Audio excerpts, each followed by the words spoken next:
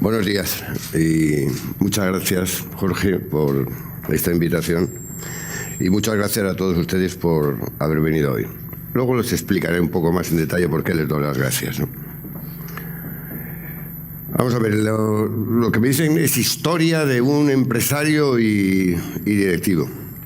¿He sido empresario? Sí, soy. Directivo también, pero más cosas. Entre otras, preso. La gente suele pasar por alto eso de que he estado en prisión unos cuantos años, ¿no?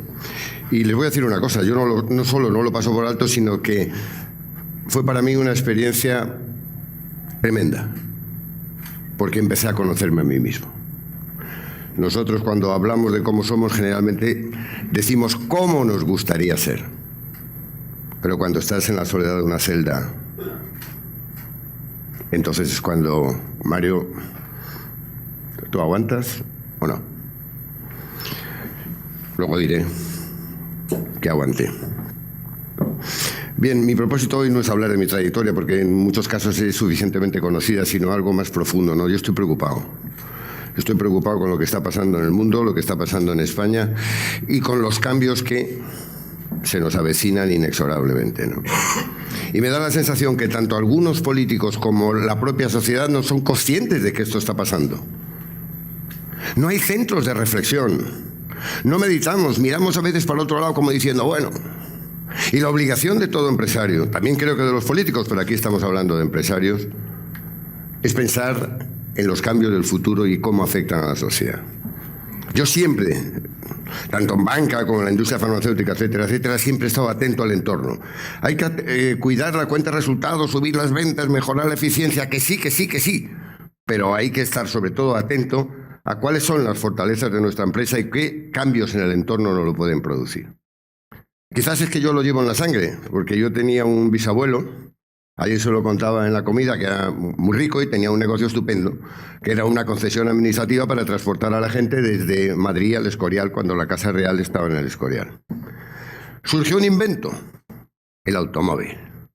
Y mi bisabuelo dijo, bueno, no pasa nada, la gente de bien siempre vendrá en la diligencia. Quebró, claro, quebró. Hasta las escopetas de caza. Y por eso, para mí es vital la reflexión sobre lo que está pasando, a dónde vamos y cuál es el mundo que nos queda por vivir.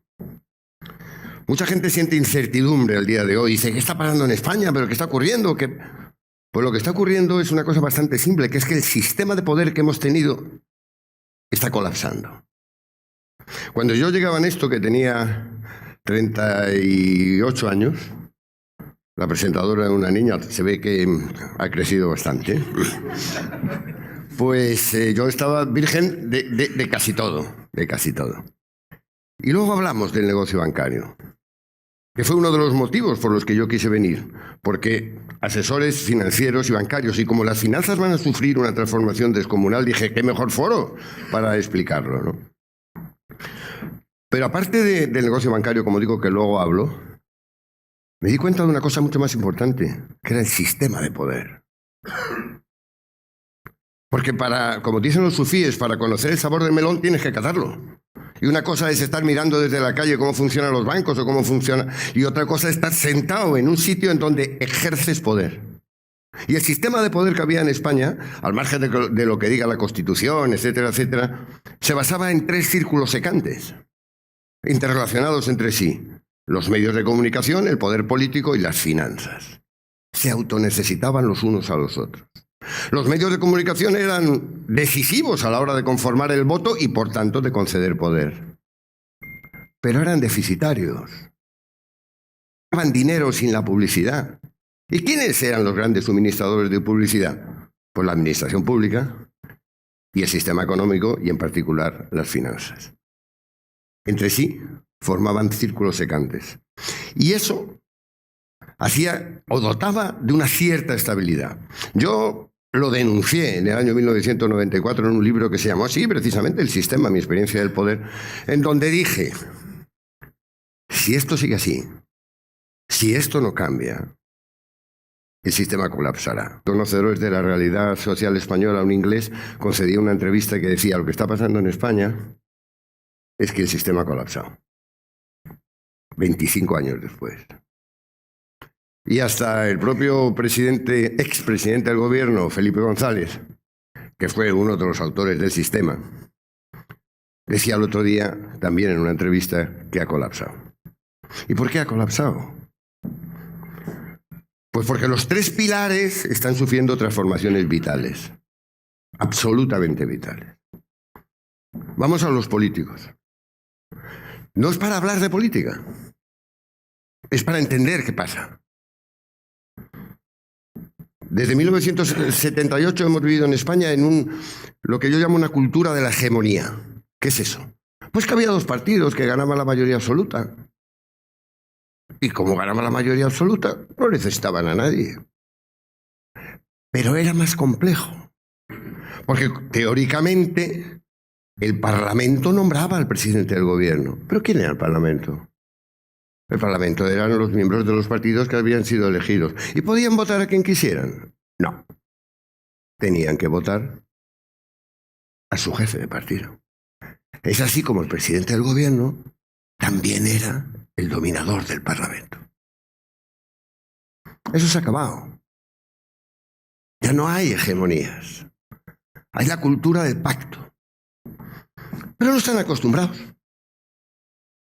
Porque lo que se discute no es un acuerdo de gobierno para un proyecto de España. Lo que están debatiendo es: yo, ¿qué soy? ¿Tú, qué eres? ¿Tú, de qué te ocupas? Este ministerio, el otro. Y mientras tanto, la realidad de España está funcionando por debajo.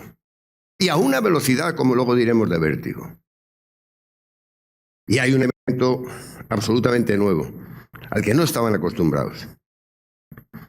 Aparece en el debate político ni más ni menos que la unidad de España. Desde 1978 jamás se debatía sobre ese tema.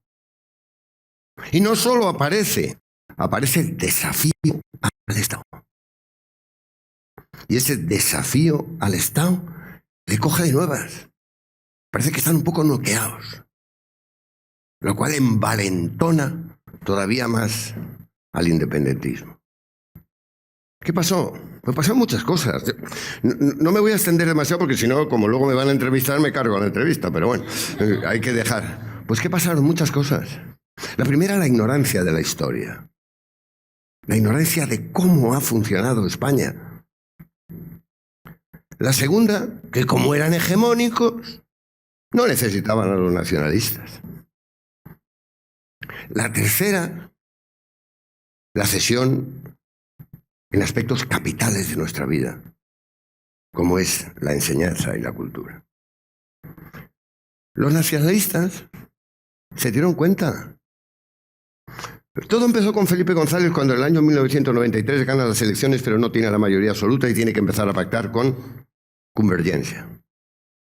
Más grave, y lo siento decir así, pero es verdad, cuando Aznar alcanza la primera presidencia del gobierno, que tiene que pactar no solo con los nacionalistas catalanes, sino además con los nacionalistas vascos, que en ese momento tenían un planteamiento incluso racista. Ahí se dan cuenta de que son imprescindibles y hemos hecho una ley electoral que les dota de un diferencial de voto que yo no sé si somos conscientes, extremadamente grave. Una fractura social gravísima. El otro día una historiadora que conocía muy bien lo que pasó en los Balcanes y la disolución de la vieja Yugoslavia, hablaba de la gravedad de la situación. Y decía: esperemos que no haya sangre. Porque el asunto de los Balcanes se solventó desagregando 1.000 musulmanes. Porque la aparición de las redes sociales les ha limitado de una manera dramática su poder. Y la aparición de los periódicos digitales, lo que era, por ejemplo, el grupo Prisa, que decía que podía nombrar ministros. Y es verdad. Pues digo que yo era muy amigo de Polanco, no sé quién lo ha dicho, pero vamos, quiero decir que Que no tengo nada, pero muy amigo, lo que se dice muy amigo, no. Bueno. Entre otras cosas porque el país no ha hecho más que darme bofetadas durante 25 años. Bueno, pero aquí estoy, o sea que me da igual. La aparición de las redes sociales les ha dejado sin ese poder que los políticos necesitaban, porque hoy el debate electoral no se hace en las editoriales del país. Está en las redes, donde se ha creado lo que se llama la comunicación directa de masas. También la desinformación. Pero la comunicación directa de masas, algo que publicas en una red social se expande con una velocidad absolutamente novedosa. Con un problema, que no lo pueden controlar. Y como han generado el endeudamiento, pues ahí están. Miren, cuando yo estaba en Banesto, me di cuenta de la fragilidad del sistema financiero y dije, caramba, o sea, mis esfuerzos, pero si hay un artículo de un periodista que dice que no sé qué o que publica no sé cuántos, me puede afectar a la cuenta de resultados o me puede afectar a los acreedores. Por tanto, yo quiero tener participación en ese sitio que a mí me puede jorobar mi negocio. Y tomé posición en los medios para defender mi negocio. ¡Wow! ¿Cómo se te ocurre hacer eso? Polanco, por cierto, porque decía que era el diario independiente de la mañana. Entonces yo me dije sí, porque solo va Polanco por las tardes. Pero bueno, eso a lo que voy. ¿Y hoy quiénes son los accionistas de los medios de comunicación? Los bancos. Lo que yo decía como una estrategia limpia ha surgido como una consecuencia del cambio. Y la banca tampoco ya es lo que era. Y vamos a ver lo que va a ser. Por cierto, me han dicho que a lo mejor hay aquí en la sala presentes personas del mundo bancario y financiero. Yo, si alguna de mis opiniones molestan, pido perdón anticipadamente. Lo que estoy es dispuesto a debatirlas. Yo no tenía ni idea de cómo funcionaban los bancos. Y me di cuenta que el negocio bancario tampoco era tan complicado. Hay unas personas a las cuales les sobra dinero y ahorran. Y unas personas que necesitan dinero y demandan. El problema es que no se conocían entre sí. Y entonces necesitaban un intermediario financiero que intermediaba entre los que les sobraba el dinero y los que lo necesitaban. Y esa intermediación se producía a través de una red de distribución, que son las sucursales. Nosotros teníamos 2.200 sucursales. ¿Y por qué teníamos 2.200 sucursales? Porque había que combinar los ahorradores con los inversores y no se conocían. Y hoy, aquí, tengo todas las sucursales de Banesto, del BBV, del Deutsche Bank. La banca, lo resumo diciendo, era un intermediario analógico. Y el mundo hoy va por la desintermediación digital. Piensen en lo que están haciendo las grandes tecnológicas. Están ocupando los sitios que tradicionalmente eran patrimonio de la banca.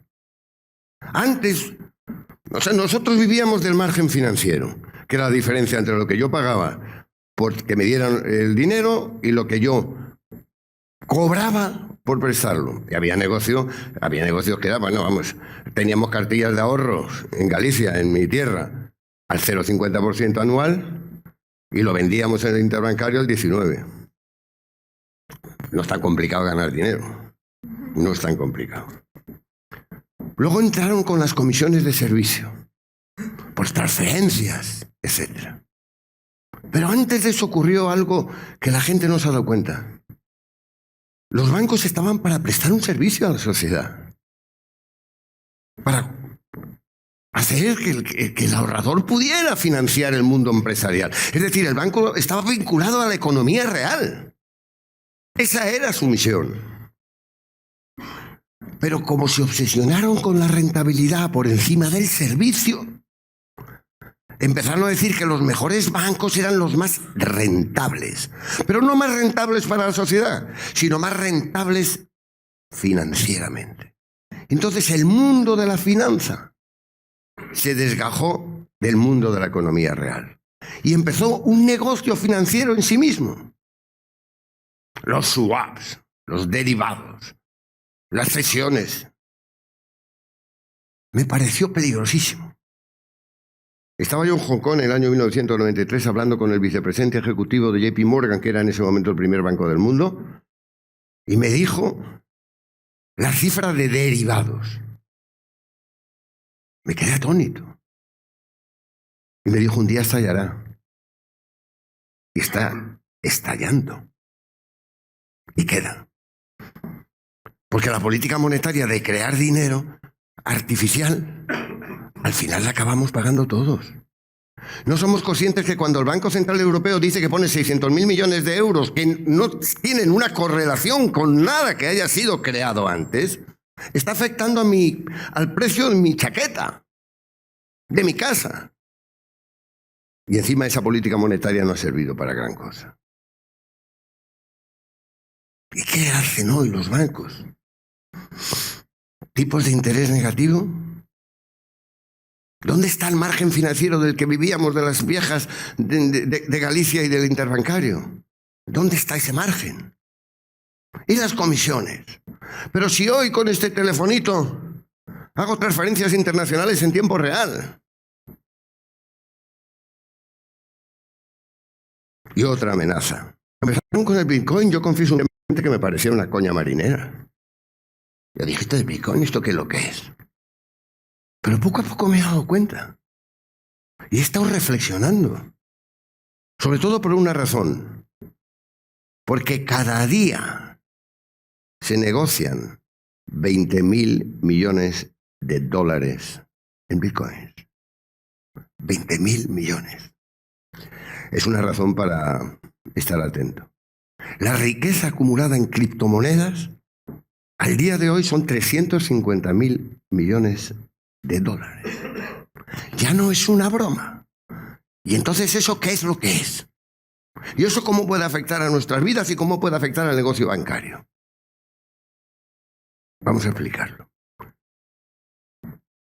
El temor viene concretamente de la libra de Facebook. ¿Por qué? Nosotros teníamos una cosa que se llamaba la peseta. ¿Cuántos clientes tenía la peseta? ¿30 millones de españoles? ¿35 millones? Muy bien. Luego creamos una cosa que se llama el euro. ¿Y cuántos clientes tiene el euro? 280 millones. ¿Ah?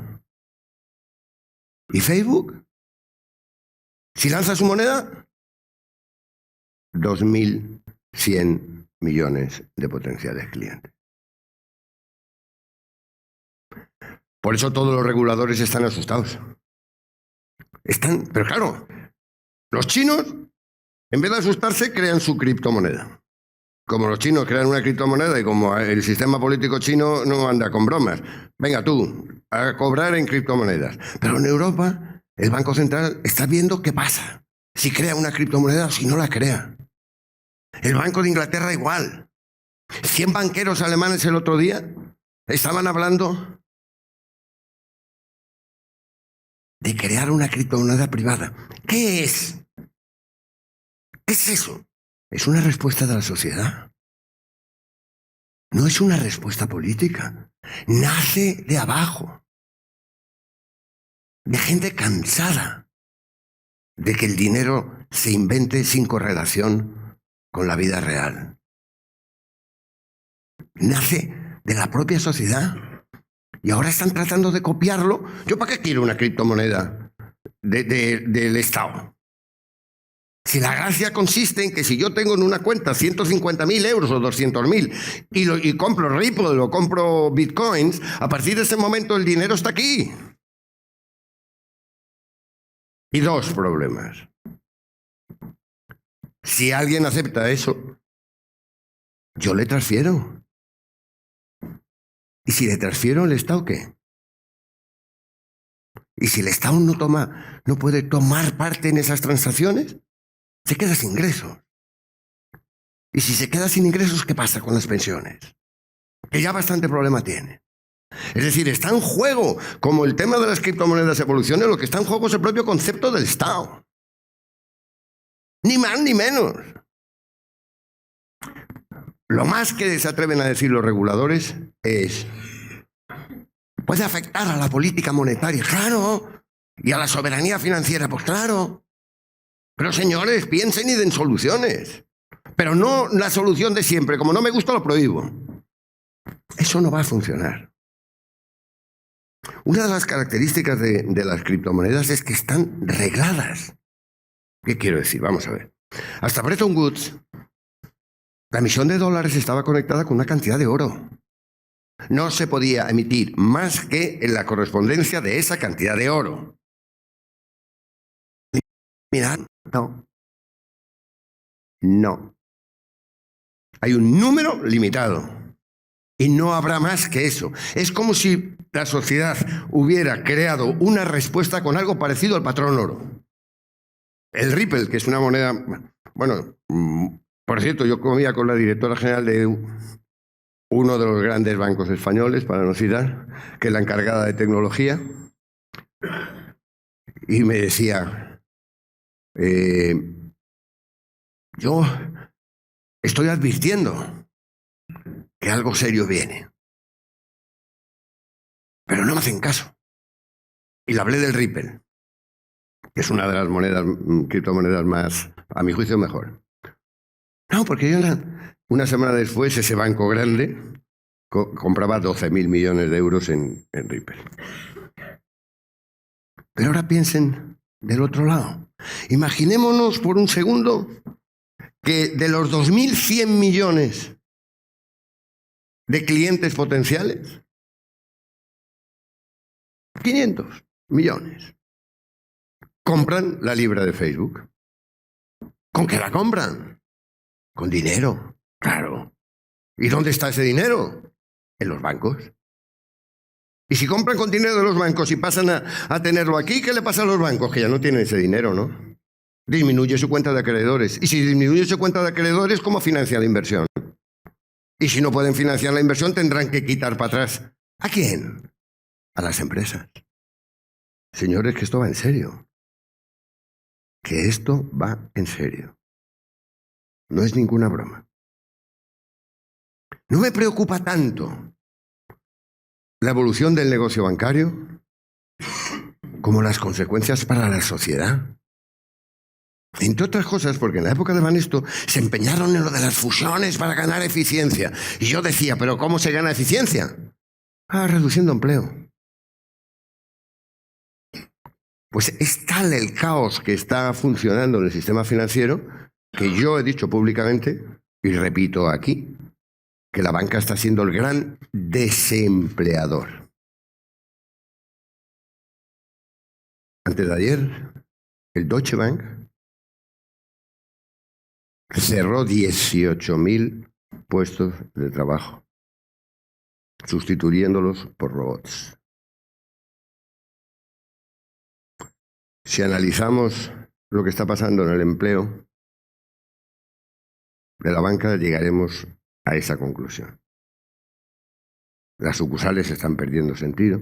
Me decías ayer, Arantxa, no, es que a mí las relaciones humanas me gustan y yo me gusta ir a hablar con el director. Bueno, pues ahora no tiene ningún problema porque el director, como casi nadie va, pues tiene para hablar toda una mañana. O sea, que no tengas problemas. Entras en una agencia de viajes. Y a esto se le añade algo gravísimo, que es la inteligencia artificial. ¿Qué es la inteligencia artificial? El dominio de la máquina. Vamos a ver. Luego lo explico con más detalle. Es una capacidad de procesar un número ingente de datos en un tiempo mínimo.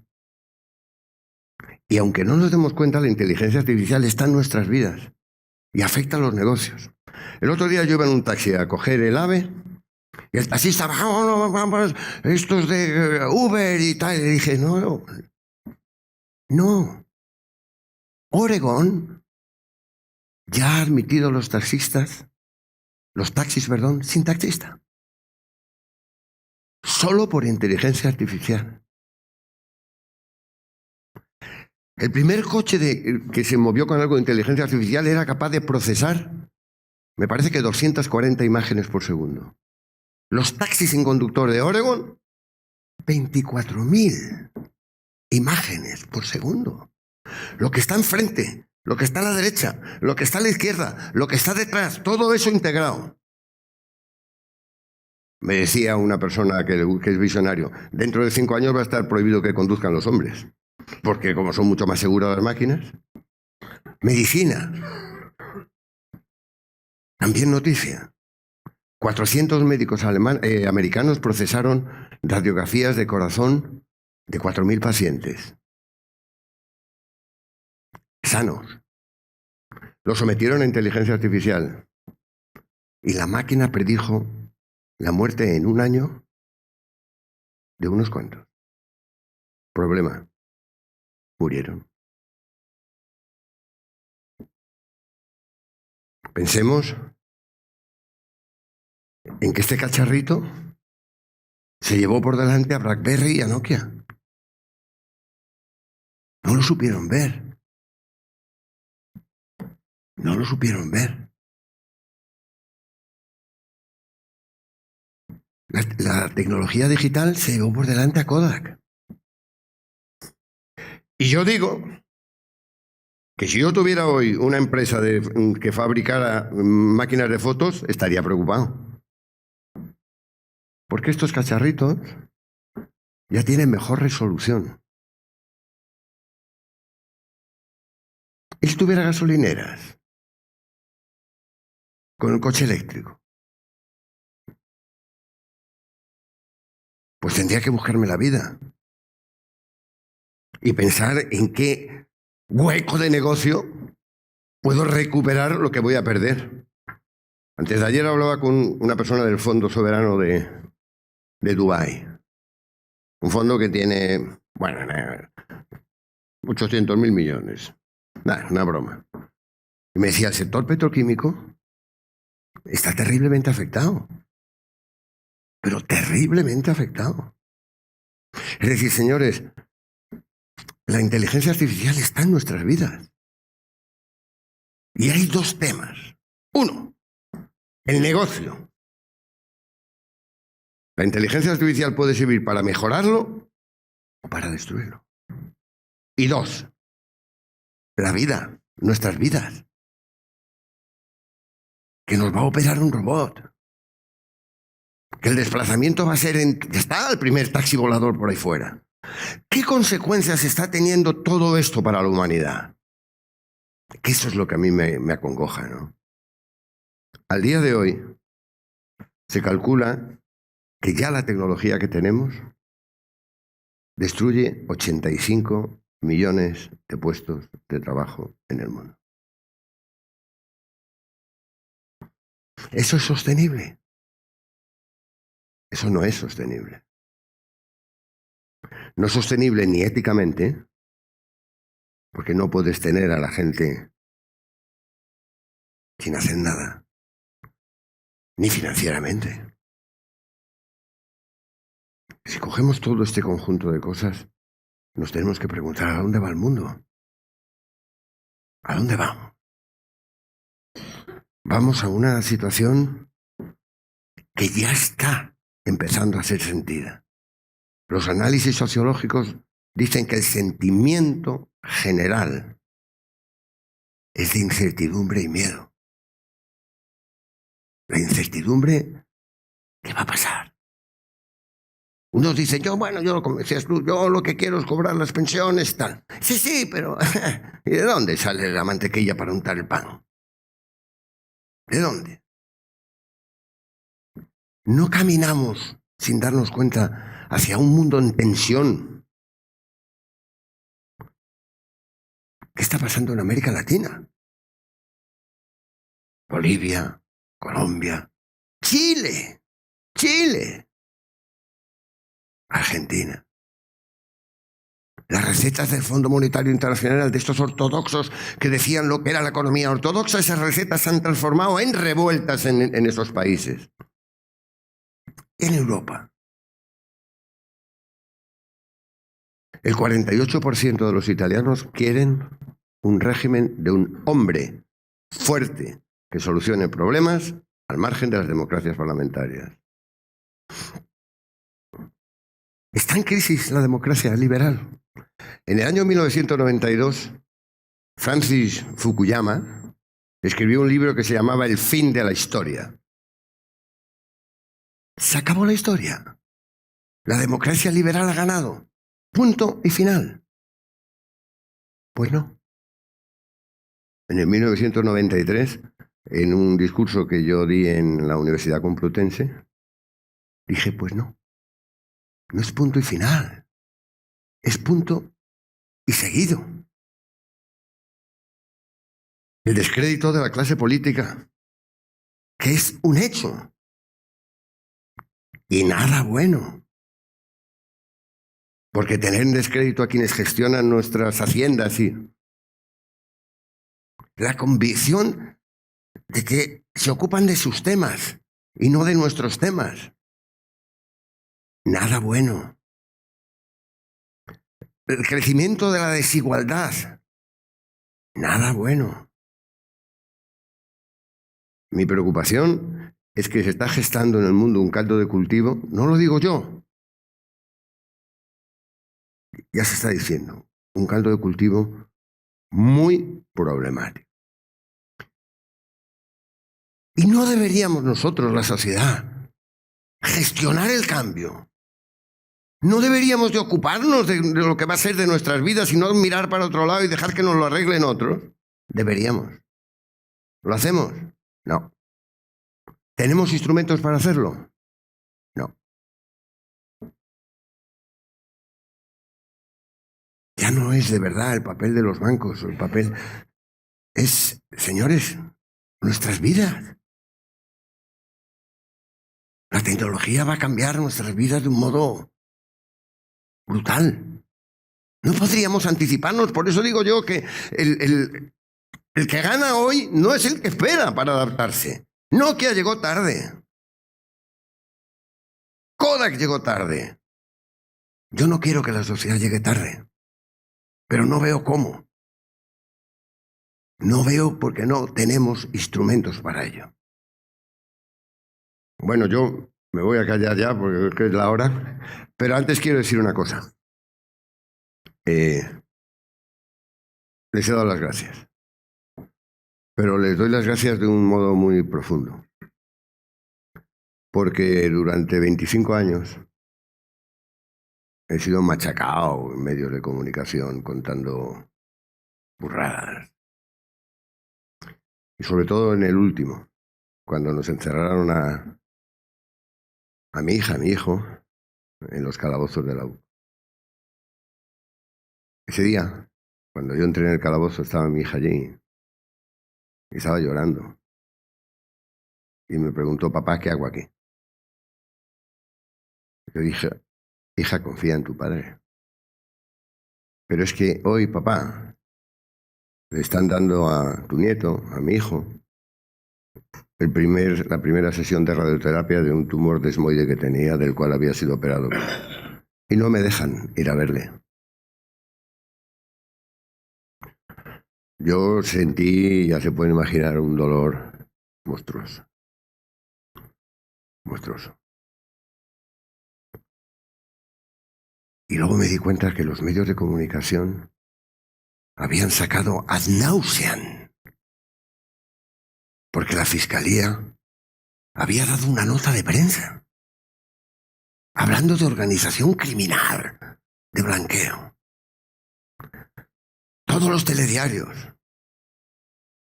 3 años después, no han tenido más remedio que reconocer que ni delito fiscal, ni blanqueo, ni nada. Y examinaron las cuentas de mi familia desde el año 1982.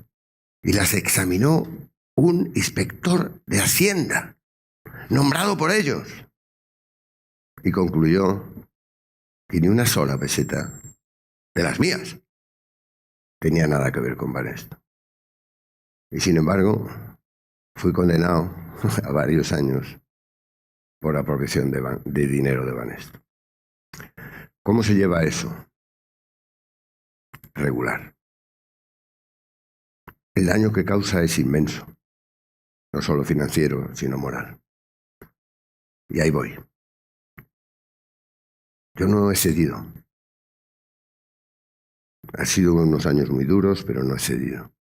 He estado entrando en la cárcel 4 veces y saliendo de la cárcel, pero siempre con la cabeza en su sitio, alta y sin arrendar ni un miligramo de dignidad.